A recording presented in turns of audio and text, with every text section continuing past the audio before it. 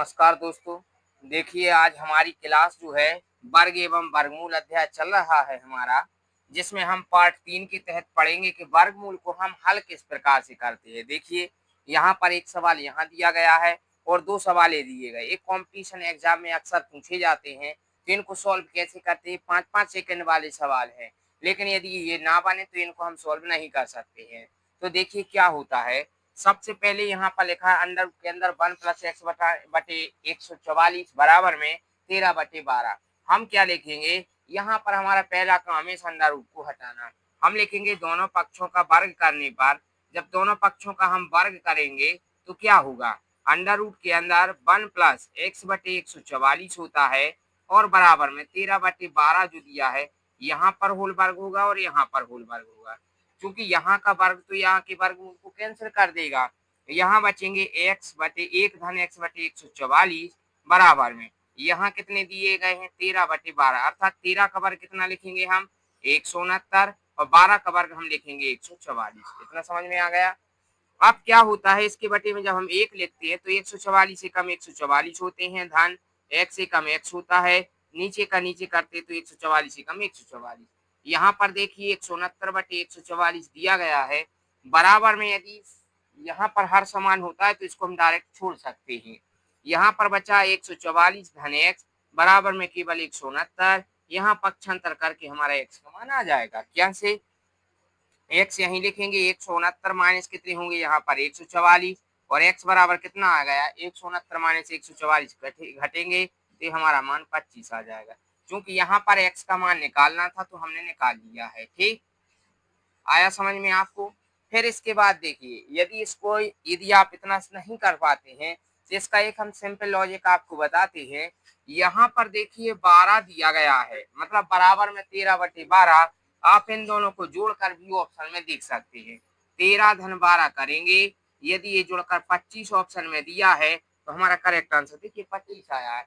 ये shortcut trick होती है। ठीक चले, इस सवाल को तो हमने सॉल्व करना सीख लिया है। अब इसके बाद हम आते हैं इस सवाल की ओर। देखिए यहाँ पर क्या लिखा हुआ है, अंडर रूट के अंदर 8 + 2√15। इसके लिए यदि आप देखें तो आपको a धन b का होल स्क्वायर वाली सर्वसमीका जो है याद कर रही होगी, जैसे a का स्क्वायर प्लस b का स्क्वायर प्लस 2ab बोल सकते हैं।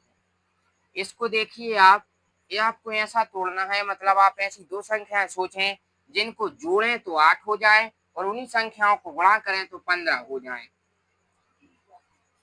दो संख्याएं जिनको जोड़ने पर 8 तथा गुणा करने पर 15 हो जाएं, तो आप देखिए यहाँ पर 5 और 3, 5 और 3 यदि हम गुणा करेंगे तो ये 8 हो जाए, सॉरी जोड़ेंगे तो 8 हो जाएंगे और यहाँ गुणा करेंगे तो 15 हो जाएंगे।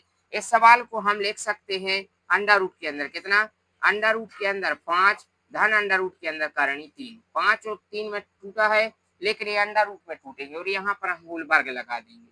ठीक, यहाँ पर वर्ग से वर्ग कट जाएगा, हमारा आंसर करणी 5 धन करणी 3 होगा। ये हमारा आंसर होगा। ठीक, कभी भी आपको ये सवाल आ जाए, अब ये आता कैसे है तो आप देखिए, क्या अंडर रूट 5 + अंडर रूट 3 का होल स्क्वायर करने पर ये हमारा ये बनेगा क्या। देखिए हमने क्योंकि इसको ये लिख दिया है तो कैसे लिखा, यदि हम यहाँ पर होल स्क्वायर करेंगे तो क्या होता है a का स्क्वायर, a का स्क्वायर से मतलब √5 का स्क्वायर यहाँ लगा रहे हैं, प्लस b का स्क्वायर मतलब √3 का स्क्वायर प्लस 2ab मतलब 2 गुणित √a से मतलब करणी 5 गुणित √b से मतलब करणी 3।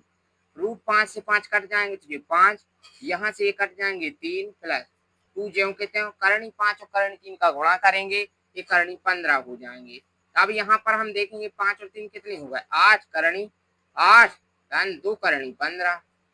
देखिए इस प्रश्न को हमने ऐसा लिख दिया, ये लिखा वर्ग से वर्ग कटा ही हमारा आंसर आ गया। अब इसी प्रकार से आप यहाँ देखिए, यदि यहाँ पर प्लस की जगह पर यहाँ माइनस होता तो भी हम इसी टाइप से करते। क्या, हमको ऐसी दो संख्या, क्योंकि सर्वसमीका में प्लस और माइनस वाले में केवल यहाँ चेंजेस आता है और बीच में कुछ नहीं होता। आप बताइए ऐसी दो संख्याएं ढूंढे जिनका गुणा करें तो 7 हो जाए और उनका जिन ऐसी संख्या देखिए जिनका जोड़ने पर 7 और उनका गुणा जो है 10 बनाता है, ऐसी कौन सी संख्या है। तो यहाँ पर लेंगे हम 5 और 2, लेकिन हमने आपको बताया कि ये जो संख्याएं ली जाती हैं, क्योंकि हमें √10 बनाना है, अर्थात करणी 5 और करणी 2 के रूप में लेंगे, चूंकि यहाँ पर माइनस है तो इसके लिए हम अंडर रूट के अंदर करणी 5 ऋण करणी 2 का होल स्क्वायर लिख देंगे। आप समझ सकते हैं इस टाइप से इसको। यहाँ पर वर्ग से वर्ग कट जाएगा अर्थात √5 माइनस √2 इसका आंसर आ जाएगा। समझ में आया? ठीक। और भी आप बाकी के सवाल जो हैं इनको इस साइड कर सकते हैं, इस टाइप से कर सकते हैं, लेकिन आपको ये वाला सॉल्यूशन आना चाहिए। ये जो है सवाल की जड़ होती है, ये प्लस में भी होता है और माइनस में भी होता है। ठीक। इसके बाद की क्लास जो है हम कल पढ़ेंगे। आज हमारी क्लास समाप्त होती है। धन्यवाद।